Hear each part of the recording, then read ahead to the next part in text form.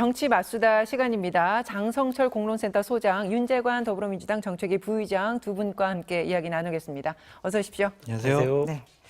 자, 정치 현안을 짚어보기에 앞서서 북한의 군사정찰 위성 발사 예고한 이야기부터 해보겠습니다.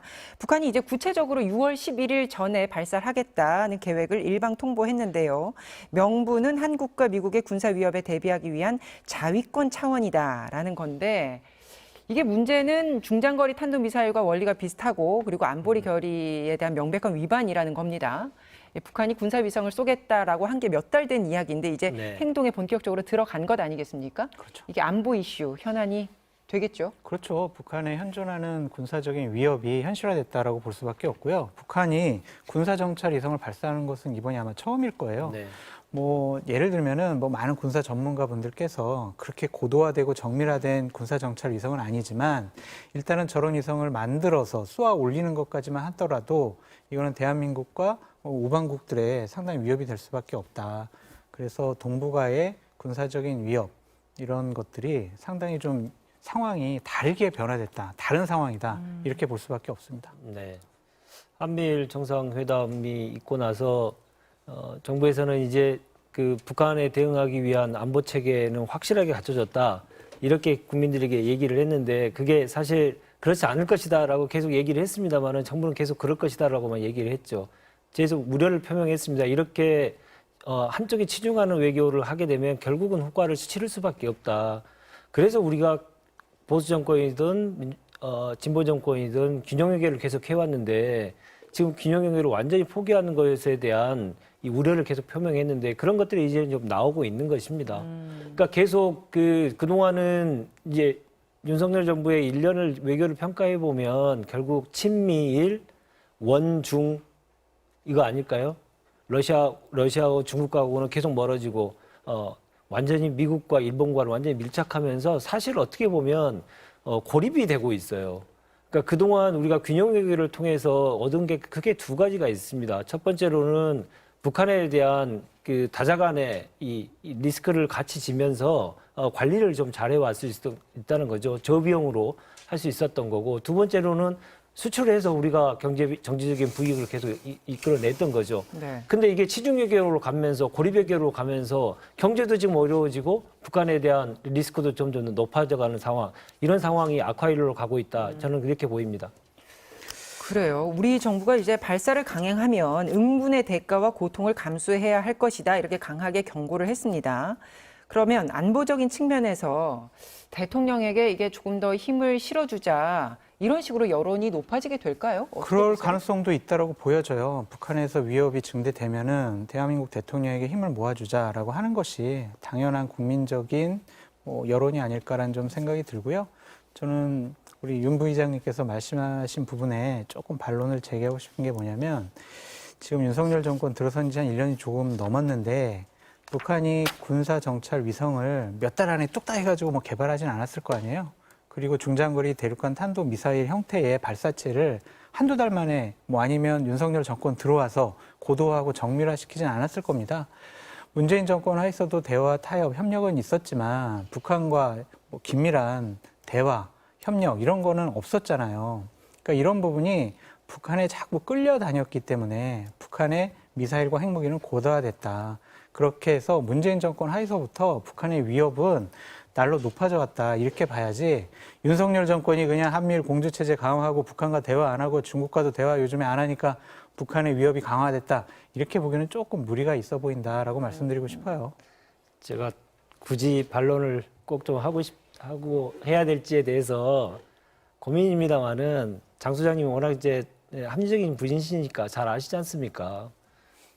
북한의 핵 실험 언제 대부분이 이루어졌습니까? 보수 정권 하에서 대화가 이루어지지 않는 환경 하에서 계속 이루어졌고 그런 것들을 관리하기 위해서 진보 정권 안에서 문재인 정부 하에서 그런 것들에 대한 평화적인 대화의 모멘텀을 계속 만들기 위해서 노력을 했고요. 그런 노력들이 모든 게 다 결론이 내려지지 않으면서 또 다른 대결 구도의 대결을 또 우선시하는 정부가 들어서면서 지금의 안보 상황이 리스크가 더 커진 거 아닙니까?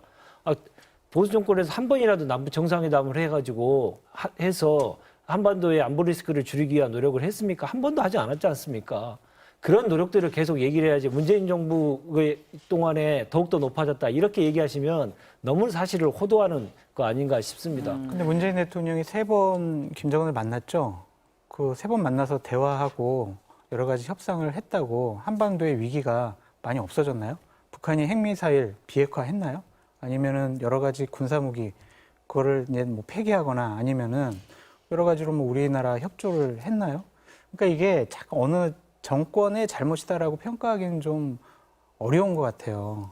그래서 이 부분만큼은 저희가 외교 안보 북한에 관한 문제는 좀 정쟁의 수단으로 삼지 않는 것이 좋지 않을까라는 좀 생각이 들어요. 이거는 정쟁의 수단이라고 폄훼해서는 안 된다고 생각합니다. 국민의 안전과 국가의 안위에 관련된 문제이기 때문에 어떤 경우든 이겁니다. 균형 외교가 매우 중요한 것은 어떤 사람들과의 대화, 어떤 사람들과의 관계가 안 좋다 하더라도 대화의 끝마저 놓쳐버리면 그 관계는 영원히 끝나버리지 않습니까?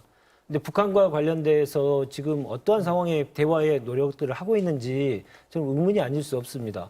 특히나 지금 대한민국의 외교력이 동북아시아에서 변방으로 밀려나고 있는데 지금 일본을 보십시오. 일본과 지금 북한이 대화를 하겠다고 지금 나서고 있습니다. 그리고 일본은 중국과도 지금 핫라인을 개설해가지고 계속 대화를 계속 이어나가고 있습니다. 근데 우리는 어떻습니까? 북한과의 대화도 완전히 끊어졌죠? 중국과는 계속적으로 지금 관계가 소원해지면서 그 G7에서도 그런 문제들이 불거졌고요. 이렇게 해서 주변 국가들하고 계속 관계만 안 좋아지고 있는 겁니다. 근데 일본은 본인의 자국 중심성을 가지고 외교를 함으로써 북한과도 대화하고 중국과도 대화하면서 자기의 국익을 증진하기 위한 노력을 엄청나게 하고 있거든요. 근데 우리는 어떻습니까? 미국과 일본만 있으면 된다는 식으로 해서 고립외교를 계속 하고 있습니다. 그러면서 지금 경제도 어려워지고 안보도 어려워지고 있다. 이렇게 저는 보는 겁니다. 그러니까 한미일 협력이라든지 군사 동맹 뭐 이런 것들을 좀 원상복귀시키고 그다음에 당연히 윤석열 정권 하에서도 중국과의 관계 개선하고 북한과의 대화의 문을 열어놔야 되겠죠. 그러니까 윤 부장님 네. 말씀도 일단 타당하다라고 말씀드리고 싶습니다. 그 길이 좀 빨리 그럼요. 열리기를 바랍니다. 네. 알겠습니다. 자, 이렇게 정리를 하고요. 아까 그래서 이렇게 해서 대통령에게 힘을 실어줘야 된다는 여론이 높아질 것인가 그렇다고 이제 하셨는데 관련해서 대통령 지지율에 대한 이야기를 좀 해보겠습니다. 리얼미터 조사 결과인데요. 40%대를 회복했다는 여론조사 결과가 나왔죠. 지지율이 5주 연속 상승한 것은 윤 정부 들어서 처음 있는 일이고요. 그 외교 안보 행보에 대한 공감대 확산이 결국 상승 요인으로 작용했다라는 분석들이 많은데요. 어떻게 보십니까? 여론조사 상에서 긍정적인 평가가 높아지는 것은 추세는 상당히 긍정적이다라고 말씀드릴 수밖에 없어요. 근데 이제 저같이 선거를 좀 준비해보고 국회에서 참모를 했던 사람들은 어떠한 포인트를 보냐면 중도층과 무당층이 어떻게 반응을 하는가 그걸 좀 중점적으로 보게 되는데 저 여론조사에서도 아직도 중도층과 무당층은 60% 이상 부정평가가 높아요. 긍정평가보다 2.5배에서 3배가 더 높더라고요. 그것은 아직도 윤석열 정권이 가야 할 길이 멀다라고 말씀을 드리고 네. 전 지역을 전국을 지역별로 나눠보면은 대구 경북을 빼놓고는 전 지역에서 부정평가가 높더라고요. 심지어 부울경에서도 부정평가가 10% 이상 높습니다. 그 사실은 지지율의 상향 추세는 상당히 좀 평가할 만하지만 아직도 국민의 마음을 얻고 선거를 이기기 위해서는 여러 가지 노력을 많이 해야 된다라고 말씀드리고 싶어요. 네. 어떻게 보세요? 지금 말씀하셨던 건 리얼미터 조사 결과를 주로 얘기하시는 것 같은데 갤럽의 여론조사도 비슷한 경향성을 보이는 것 같습니다. 그러니까 중요한 것은 이제 중도의 성향이 어떻게 변화하느냐의 문제인데 긍정평가보다는 부정평가가 2배 이상, 2배 가까이 높은 상황이 거의 계속 지금 이어지고 있는 상황입니다. 그래서 선거만 본다면 상당히 정부 여당 입장에서는 계속 좀 불리한 상황이 계속 좀 벌어질 텐데 이제 그 추세가 매우 중요하죠. 이 민주당에서도 계속 이 지지율에 관련돼서도 계속 촉각을 곤두세웠던 이유는 네. 민주당의 이런 것들이 그 윤석열 대통령의 지지율과 관련돼서 민주당의 영향력에 대한 얘기도 같이 지금 논의가 되고 있는 상황이거든요. 옛날에는 윤석열 대통령만 얘기했다면 민주당은 잘하느냐 못하느냐도 같이 좀 논의되고 있는 상황인 것 같습니다. 그래서 아주 천미의 관심사로 계속 보고 있다 이렇게 말씀드립니다. 알겠습니다. 네. 자, 이제 정당 지지와 관련된 말씀도 하셨는데 그건 잠시 후에 좀 더 구체적으로 네. 짚어보도록 하고요. 국회 이야기로 넘어가겠습니다. 오늘 2시부터 이제 국회 본회의가 열려야 되는데 상임위원장에 대한 투표가 진행되는 그 일정 때문에 조금씩 미뤄진 것 같아요. 그래서 대통령이 거부권을 행사한 간호법 재표결이 아직까지는 진행이 안 되고 있는데요. 먼저 오늘 간호법과 관련돼서 발표된 여야의 입장을 듣고 이야기를 이어가겠습니다. 간호법은 직역들 사이에 과도한 갈등을 불러일으켜 국민들의 건강권 보호에 큰 악영향을 미칠 우려가 높습니다. 이 사실을 잘 알고 있는 민주당이 다수의 힘으로 이 법안을 밀어붙이고 있는 것은 정부의 제2요구권 행사를 유도해 정부 여당의 정치적 부담을 가하고 내년 총선 승리를 위한 표계산 때문입니다. 간호법에서 중시해야 할 것은 의료계 직역 간의 이해 다툼의 문제가 아니라 국민들의 복원입니다. 윤석열 대통령이 거부권 정치를 끝내고 야당과 정치 복원, 나아가 민생 회복의 길을 열겠다는 의지와 진정성을 갖고 있느냐를 보여줄 것입니다. 네. 두 당의 원내대표 이야기를 들어보면 여지가 없어 보이고요. 국회 통과를 위해서는 재적의원 과반 출석의 3분의 2 이상이 찬성을 해야 하는 만큼 사실상 가결은 어려운 상황입니다. 그렇죠? 네. 네. 그러니까 이 부분은 대통령께서 의지가 강해요. 저번 주에 이제 어떤 기사가 나왔었냐면 합의 안 된 법안에 거부권 100번도 더 쓴다. 무제한 거부권을 행사하겠다. 이런 얘기를 하셨어요. 그래서 거부권 행사하는 것이 좀 정치적으로 부담이 되지 않겠어요? 라는 이러한 분석에 아니다. 그것이 바로 비정상의 정상화다. 그래서 거부권 전국에 대한 논란을 정면 돌파하겠다라는 의지가 강한 상황이거든요. 그런 상황에서 국민의힘 의원들이 여기다가 가결표를 던지기는 힘들다. 그래서 이 부분은 그냥 재결이 안 될 것 같아요. 근데 이 부분은 여야가 좀 다시 한번 대화를 했으면 좋겠어요. 네. 다시 좀 모여서 머리맡대서 어떻게 하면 의료계 전체를 설득을 하고 간호사분들의 처우를 개선할 것인지 이것을 그냥 단순히 정쟁의 수단, 내년 총선에 득표를 더 많이 하기 위한 그러한 수단으로 이용하지 말고요. 정말 국민을 위해서 대화 타협 조정이 무엇인지를 이 간호법을 대하는 태도에서 보여줬으면 좋겠다라는 생각이 듭니다. 알겠습니다. 지금 방송을 하면서도 표결이 진행이 돼서 결과가 나오면 여러분께 바로 알려드리겠습니다. 네, 어떻게 보십니까? 대통령의 말이 맞다면 대한민국의 모든 정부는 다 비정상이었게요? 모든 정부가 다 비정상이었다고 주장하는 거하고 똑같습니다. 대한민국의 역사 자체를 역대 정부 전체를 다 지금 부정하는 것이고 폄훼하는 것입니다. MB 정부 때는 한 번 있었고요. 박근혜 정부 때는 2번 있었고 김대중 김영삼, 문재인 대통령 시절에는 한 번도 없었습니다. 그런 거부권이 지금 습관적으로 계속 하시겠다는 말을 너무나 쉽게 얘기를 하고 계시잖아요. 근데 그게 바로 이제 여러 가지 얘기가 나왔던 정치의 실종의 모습이고 그동안 지켜왔던 역시 정치의 금도라는 것들이 있습니다. 행정부의 수반으로서 입법부의 결정을 존중한다라고 하는 상호 간의 존중의 문화, 이 문화 자체를 깡그리 무시하는 것이고 그 국민의 의사를 다 무시하는 것이죠. 이번에 간호법과 관련돼서는 이게 공약에 들어갔느냐 안 들어갔느냐에 대한 논란도 많이 있습니다만은 직역은 분명히 있는데 그 관련된 법이 없다라고 하는 이런 입법 어떻게 보면 입법 미비 상태를 계속 둘 것이냐의 문제도 갈려 있는 건데 이걸 자꾸만 직역 간의 갈등으로만 계속 몰아가는 모습이 야당이 아니고 정부 여당에서 하고 대통령이 그런 모습을 보이고 있다. 저는 그게 가장 큰 문제라고 생각하고요. 대통령의 습관적인 거부권 행사, 이거는 분명히 문제가 있다라고 하는 걸 다시 한번 말씀드리고 싶습니다. 근데 좀 민주당이 문제가 더 많다고 생각이 들어요. 네. 왜냐하면 지금 국민의힘이라는 여당이 이거 좀 더 얘기 나눠보자, 조금 더 협상을 해보자, 조율을 해보자 그랬는데도 자신들의 수적 우위의 힘을 통해서 대통령이 거부권을 행사할 것이 뻔해 보이는데도 그냥 밀어붙였단 말이에요. 이거는 프레임 전쟁을 하겠다라는 거예요. 대통령은 거부권을 남용하는 사람이라는 프레임을 씌우려고 하는 것이 아니냐라는 좀 생각이 들어요.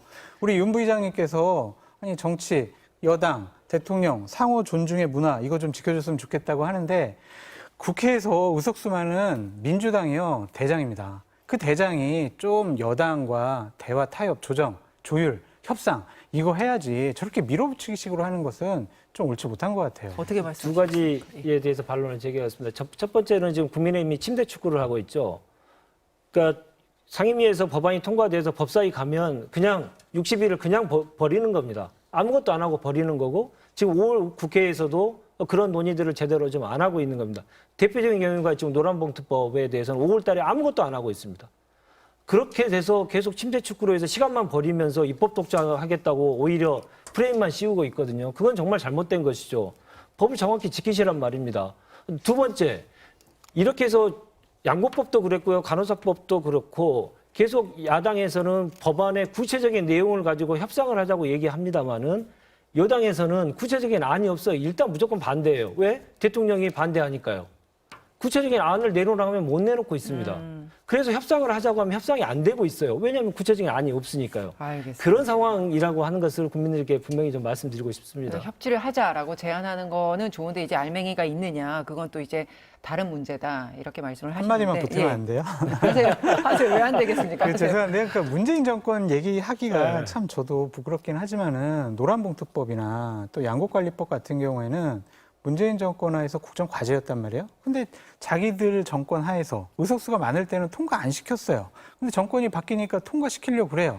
그것도 좀 문제가 있지 않느냐는 좀 생각이 들고 지금 주장하는 법사위에서 하신 거예요. 아무리도 안 하셨다고 하지만 법사위에서 계속 논의 중이었어요. 근데 그것을 지켜보는 것이 과연 국회의 대화 타협의 문화를 지킨 것이냐. 자, 이게 한 가지만 반복되는 말씀드리면 얘기예요. 양곡관리법과 관련돼서 문재인 정부 때 왜 안 했냐 말씀하시니까 그런데요. 문재인 정부 때 그렇게 폭락이 있었습니까? 지금과 같은 자, 상황이 그럼- 없었기 때문에 자, 그 그거에 내용까지 대한 가면 예. 이제 너무 다시 길어지고 사실은 이제 이 논리에 대해서는 양당의 논리에 대해서 이제 국민들이 익히 들어서 네. 다 알고 예. 있는데 당장 이제 6월에도 야당 주도로 법안들 처리가 되면 대통령이 또 거부권 행사하는 상황이 반복될 것인가 네. 이 부분이 이제 주목이 되면서 국민들은 이 협치가 없는 상황에 대해서 굉장히 피로도가 높습니다. 네. 자, 이런 상황에서 여야 대표가 TV 정책 토론회를 하자라는 합의를 했다는 보도가 나오면서 이제 막힌 대화가 풀릴까 하는 기대가 있는데 실제 성사가 될까요?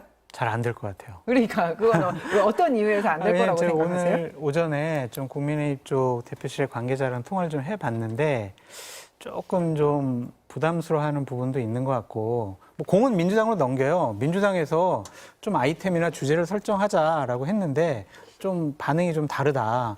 정책으로 한정해야 되는데 지금 뭐 국민의힘 쪽에서 예를 들면 민주당은 아니 김남국 또 돈봉투 사건 이런 것까지는 하지 말자. 정책만 하자. 이런 식으로 얘기하니까 국민의힘으로서는 아니 당대표 토론하는데 모든 현안을 다뤄야지. 왜 그냥 이렇게 정책 현안만 하느냐. 그것은 좀 문제가 있다라고 해서 지금 비서실장 차원에서의 조율이 조금 좀 지지부진한 것 같아요. 그러니까요. 당장 이제 주제를 뭐로 할 것인가부터가 삐그덕거리면서 네.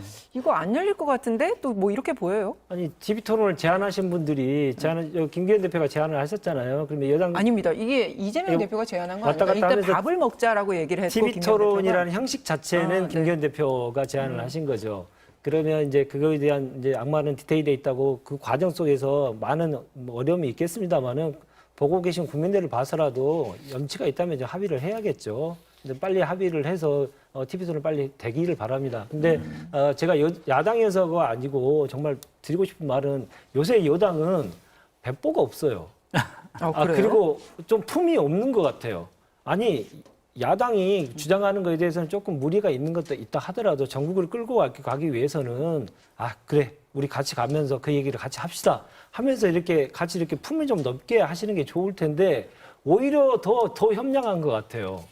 이렇게 TV 토론을 하자고 하면 좋습니다. 그러면 이재명 대표하고 처음 만나는 것이니 야당에서 주장하는 것을 제가 크게 받겠습니다 하면 오히려 본인들한테도 더 도움이 될 텐데 요만한 걸 가지고 너무 또 키워가지고 되느니 안 되느니 이재명 대표는 김남국 거는 해야 되느니 안 되느니 가지고 여당에서 계속 얘기한다는 것 자체는 지금 여야 간에 모처럼 맞는 기회를 너무 작게 생각하는 거 아닌가 하는 생각이 듭니다. 근데 민주당도 마찬가지죠. 자신들에게 불리한 주제는 안 하겠다라는 것이니까 민주당도 똑같은 입장이라고 보여지는데 두 번 했으면 좋겠어요. 그래서 정책 토론 한 번 하고 정치 현안에 대해서 한 번 하고 그러면 되잖아요. 그냥 꼭 한 번 할 필요는 없잖아요. 자, 그러면 만약에 주제를 근데 예. 횟수보다 더 중요한 것은 네. 알맹이입니다. 네. 결실입니다.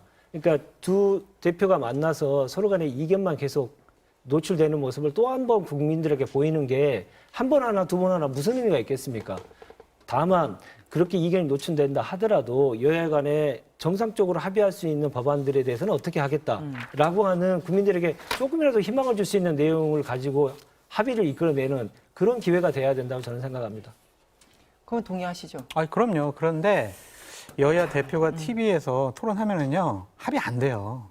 싸울 수밖에 없어요. 거기서 어떻게 그냥, 그래요? 그 법안 우리가 지금 통과시킵시다. 어떻게 그러겠냐고요. 그거는 원내대표가 할 일이고, 일단은 당 대표가 모이면 정치 현안에 대해서 어떤 보다 높은 차원의 토론이 있어야지, 조그만 뭐 정책 토론 같은 것들은 좀 원내대표한테 맡기고, 큰 정치 차원에서, 정치 개혁 차원에서 뭐 선거법이라든지 공천이라든지 이런 차원에서 문제를 좀 얘기를 나눠봤으면 좋겠다라는 생각이 들어요. 국민들도 그렇게 수준 높은 토론을 보고 싶은데 네. 지금 여당과 야당의 모습을 보면 정말 벽 보고 얘기하는 것처럼 본인들 입장만 계속 반복해서 얘기를 하고 있고, TV에서도 우리가 그걸 반복해서 또 보는 그런 피로도가 또 높아져야 될 것인가. 네. 뭐 이런 우려가 있습니다. 그래도 이제 당대표급의 분들이 천금 같은 무게감으로 약속을 했잖아요. TV 토론 하자고. 그런데 주제가 안 맞아가지고 우리 TV 토론 안 할래요. 라고 하는 게 국민에 대한 도리는 아닌 것 같아요. 그렇죠. 네. 네. 약속을 지키시라. 그렇게 말씀드립니다. 기대해 보겠습니다. 같은 생각입니다. 네, 알겠습니다. 자, 오늘 국회 윤리특위에서 김남국 의원에 대한 징계안 전체 회의에 상정을 했는데요. 이제 빨리 절차를 진행을 하자라고 여야 모두가 얘기를 하고 있습니다. 이제 징계 수위에 대한 이야기를 좀 해보겠습니다. 두 분은 어떻게 생각하시는지요? 이게 아마 최고 수위의 징계는 어려울 거예요. 그러니까 의원직 박탈 같은 징계일 텐데 이게 과연 가능한 것이냐라는 좀 생각이 들고, 윤리심판원이 윤리자문위원회에다가 원래는 60일 동안 논의해야 되지만 30일로 좀 단축시키자. 그래서 6월 29일까지 당신들 논의를 모아가지고 우리 다시 윤리위원회로 넘겨줘. 이제 이런 상황이잖아요. 김남국 의원에 대한 국민적인 질타, 분노가 좀 심하거든요. 이런 상황에서 민주당이 자신의 당의 의원이었던 김남국 의원을 조금이라도 보호하려는 듯한 모습을 보이면 민주당의 비호감도나 지지율이 그렇게 긍정적이지 않을 것 같아요. 그래서 막 혁신위원회를 구성해가지고 우리 민주당 혁신하겠습니다. 이렇게 거창하게 하지 말고요. 네. 김남국 의원 건, 돈봉투 사건에 연루된 의원들에 대해서 어떻게 처리할 건지 그 자그마한 것부터 먼저 제대로 된 결정을 하시라. 국민의 상식적인 눈높이에 맞는 그러한 판단을 하시라라고 말씀드립니다. 김남국 의원 건과 관련해서 민주당이 비호한다는 얘기는 그런 뜻으로 말씀하신 건 아니라고 생각하고요. 오늘 윤리특위에서 지금 안건 상정됐습니다만 말씀하신 대로 60일이 법정 기한인데 최소한 좀 줄여달라고 요청을 드렸고, 아무리 길어도 30일 안에 끝내달라고 얘기를 드렸던 것도 변재일 민주당 소속의 위원장이 그런 얘기를 하셨습니다. 그리고 또 오늘 얘기한 것은 다음 전체 회의 때 분명히 김남국 의원이 출석을 해야 된다, 윤리특위에. 왜냐하면 출석 안 하면 그 영향이 있을 것이다. 분명한 결과에 영향이 있을 것이다라고 분명한 입장을 정해서 다음에 윤리특위에 반드시 출석하도록 지금 얘기를 하고 있는 상태입니다.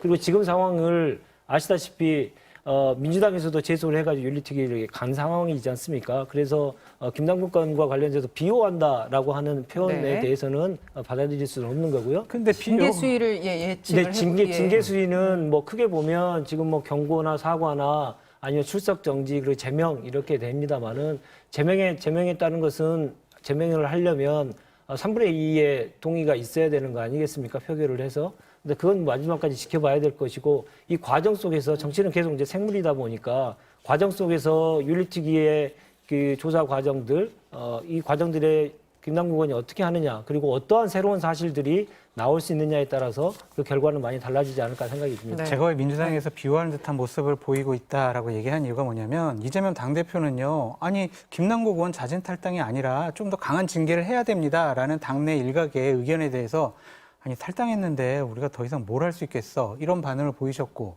안민석 의원 같은 분은요, 김남국 의원은 거짓말하지 않는 의원입니다, 이런 식으로 얘기를 하고요. 자, 비호하는 거 아니에요? 그럼 그거는 한 가지만 말씀드리면 김남국 건에 대해서는 탈당을 했더라도 계속 조사할 수 있었습니다. 그러나 강제 수사인 검찰 수사가 들어가면서 그렇게 되면 그건 당내의 조사가 의미가 없는 거 아닙니까? 자. 그래서 멈췄다라고 하는 것을 다시 한번 말씀드립니다. 알겠습니다. 지금 한 2분도 안 남았는데 네. 그러면 이제 민주당 내부 이야기로 좀 이어가 보면 그래서 이 모든 혼란스러움과 관련해 혁신위원회에 지금 주목이 되는 것 아니겠습니까? 네. 그런데 이제 출범 전부터 권한, 방향을 놓고 의견이 굉장히 팽팽하게 대립되고 있습니다. 그래서 새 혁신위원장에게 어느 정도의 권한을 부여할지부터가 논쟁거리인데 지금 어쨌든 아까 말씀하셨던 그 정당 지지도를 보면 민주당의 지지도는 리얼미터 상으로는 이제 오른 것으로 나오는데 사실은 이 민심과는 다른 어떤 내부의 혼란에 대한 이 부분 지금 어떻게 되고 있습니까? 혼란, 국민들께 바로바로 혁신위를 구성하는 모습을 보이지 못하는 것에 대해서는 저도 좀 안타깝게 생각합니다만은 인선을 한다는 것 그리고 지금의 그 당 상황을 혁신하기 위한 사람을 모신다라고 하는 건 대단히 좀 어려운 문제이죠.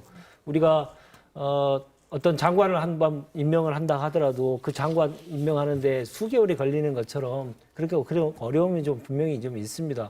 근데 지금 권한의 문제를 어떻게 할 것이냐를 가지고 지금 논쟁이 좀 있긴 합니다만은 권한도 역시 어떤 그 커버리지를 가질 수 있는 사람이냐에 따라서 그 권한의 범위도 좀 많이 달라질 것이라고 생각합니다. 네. 그런 것들이 같이 합쳐져서 그 결론이 나지 않을까 생각합니다. 네, 혁신위원장과 관련된 지금 이슈들 어떻게 보십니까? 짧게 30초. 기대할 거 없어요. 그냥 그래요? 기대하지 마세요. 지금부터 뭐 권한을 주네 마네 누가 임명해야 되네 마네 뭐 공천권을 줘야 되네 마네 이재명 당대표의 권한과 역할을 대신해야 되네 마네 이런 논란으로 날샐 거예요. 그래서 저 언제 구성될지도 모르고 그 혁신위가 제대로 된 역할을 할 수가 없다라고 전망해 봅니다. 2015년도에 민주당은 혁신위를 띄워서 2016년도에 총선을 승리했던 경험이 있습니다. 알겠습니다. 열심히 하십시오. 지켜보겠습니다. 네, 기대하지 말라고 말씀하시니까 굳이 제가 말씀드립니다. 알겠습니다. 네. 자, 오늘은 여기서 인사드리죠. 고맙습니다.